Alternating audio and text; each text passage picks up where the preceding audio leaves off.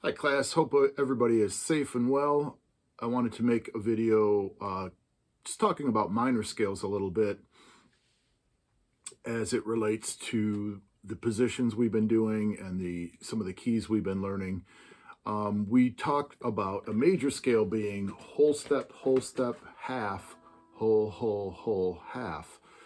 A minor scale is a derivative of that pattern. If you start on the sixth scale degree of a scale, so we'll use C major as an example, C, D, E, F, G, A, B, C, and I go to the sixth letter name there, it would be A, and that would be the starting point of our minor scale in any key, the sixth scale degree. And what happens when I start on that letter name is I get a pattern, again, a derivative of the major scale pattern that is whole, half, whole, half, whole. And that is going to use the exact same letter names as the major key, and hence the same chords, but we would rename the intervals now starting with the sixth scale degree being called number 1. So I'll give a first position example, and then I'll take it up to fifth position where we've done a C scale as well. So if I play a C scale down here, starting on the fifth string, low C, third fret, and I have C, D, E, F, G, A, B, C, C, B, A, G, F, E, D, C. There's my major scale, following the whole, half, whole, half pattern. If I start that same position with A, the sixth letter name of the C scale, I'm going to go below the C here, C, B, A. So like root, seventh of the scale, sixth of the scale. Now my new root. And I get A, B, C, D, E, F, G, A. You can hear the tonality of that A minor scale.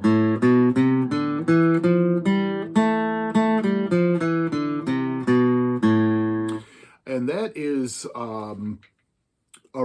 a wonderful phenomena. I was a little bit taken aback by that as a young musician when I learned that. How could the notes of a C scale contain that minor quality and that minor home just as strong as the major home? Well, it does, and again, it's by playing what we call the relative minor that we can find any minor key from a major key we're practicing. So we've done several scales so far. For example, if I took my D scale, the first one we did in second position, D, E, F sharp, G, A, B, and I locked into that letter name B, that would be the relative minor of the D scale. Now, I didn't have to learn a new fingering. I can use the same fingering I did in the key of D major and play that B minor scale. If I play an A scale here off my pinky, I go down to the seventh, G sharp, and the sixth is F sharp, or I could count up. A, B, C sharp, D, E, F sharp.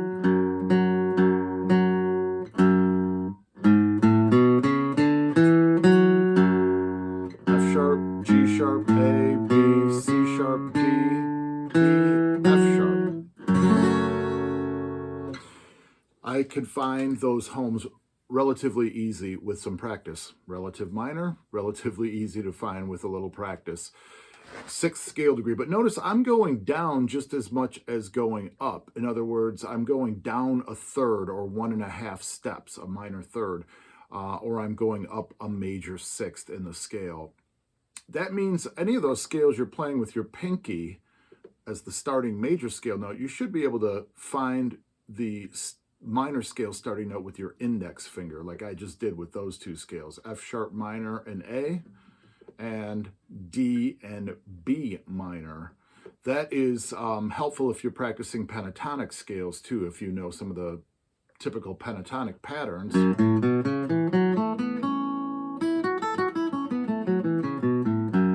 I can play that as a minor scale with my index finger and as a major scale wherever I move my pinky. So just again, a little note about the chords. If the chords are drawing from the notes of the key, C, no sharps or flats, then A minor is also going to use the same group of notes, and it's going to give me the same exact chords. So if I call C number 1, D minor number 2, E minor number 3, F is number 4, one of the primary chords, G, 5, also one of the primary chords, the only two major chords, 4 and 5, A minor, there's that relative chord, relative key and home chord, that's the 6th chord, and B diminished.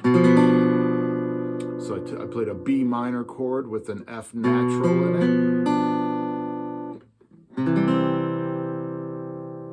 That B minor chord acts like a G7 too. It's the top 3 notes of a G7 chord. So we hear that relationship there a little bit too.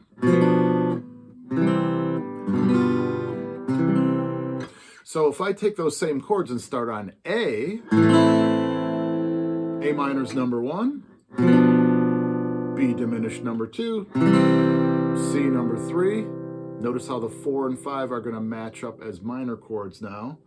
D minor, 4 chord, E minor, 5 chord, F, that's 6, G, that's 7, and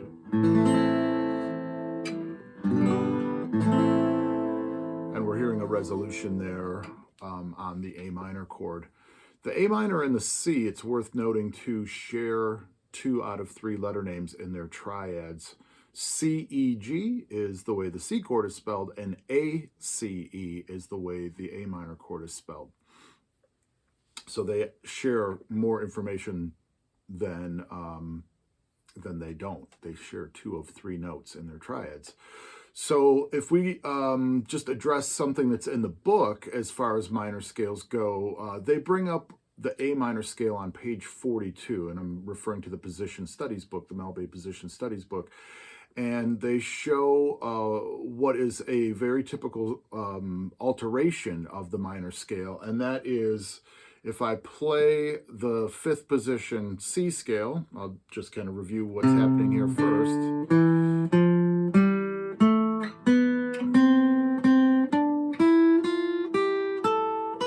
All my natural notes, or the C scale, at the 5th position.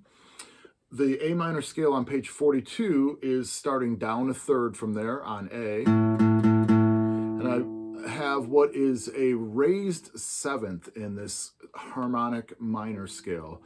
So again, they're introducing a variation of the natural minor scale, which comes from the home major scale, the relative major scale, and raises the 7th of the minor home, not of the major home, but of the minor home. The 7th is already raised in the major key. So if I take A, the letter name I'm going to raise is G sharp, the very last tone of the scale. I get A, B, C, D, E, F, G sharp, A, B, C, D, E, F, G sharp, A. E string as well.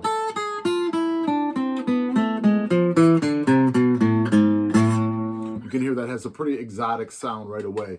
It creates a space of 1.5 steps between the 6th and 7th scale degrees. The 6th is lowered and now the 7th is raised. So we get a bigger step than we would hear ever in a major derivative scale, or something that comes from that major scale, or any of the modes that are based on a major scale. And the reason for this, and it's actually called a harmonic minor scale, is the influence of the chord progressions that we usually hear in minor keys. Often in a minor key, we borrow the 5 chord from the major key. So in A minor, we have A minor, D minor, and E minor. Those would be the chords that would naturally appear in the scale. But what happens is, a lot of times composers, songwriters don't want that darkness prevailing through all three chords. And it's not only that they want maybe a slightly brighter sound, but they want to push and resolve harder back to the 1. So instead of using E minor, they'll use E7. Here's the natural minor scale chords one more time. A minor, D minor, E minor, A minor. Now I'm going to borrow from the key of A major, not C major, not the relative, but the parallel key of A, which is A major and A minor. Those are the parallel keys. And I'm going to use the E7 or E major chord.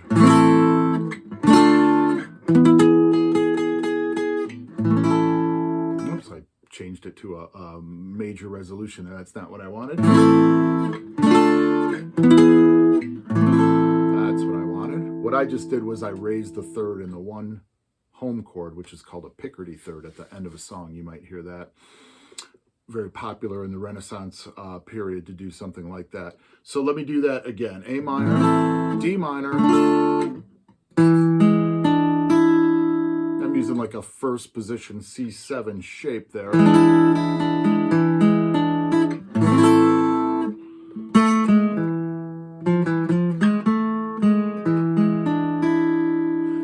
So that has influenced the kind of scale I'm using now by playing that E7 chord.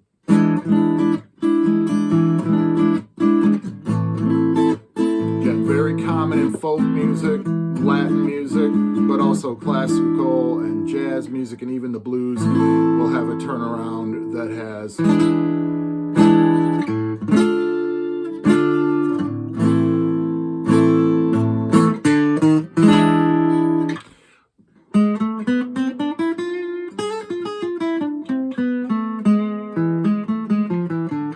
whoops. There's the note I wanted there, the G sharp. So it's worth pointing out that that is a scale to practice, a minor scale to practice is raising the 7th, because it's common to use a 5 chord that is major when you're playing a song that is in a minor key. Very common for that to happen. So you should be aware of where that note is. You might, when you're soloing or writing a melody, want to make sure you include that note, especially when that major 5 chord is played. You can find that fingering on page 42 of the Position Studies book again. So minor scales are, I keep using the word derivatives, they come from the major scale starting on the 6th scale degree. So any fingering you've practiced so far, you should be able to just go down a step and a half and start the scale there, or count up to the 6th scale degree in the major scale and start playing there. So that's true of any of the fingerings. If I played B flat in the 5th position, B flat, C, D, E flat, F, it's the same as G minor.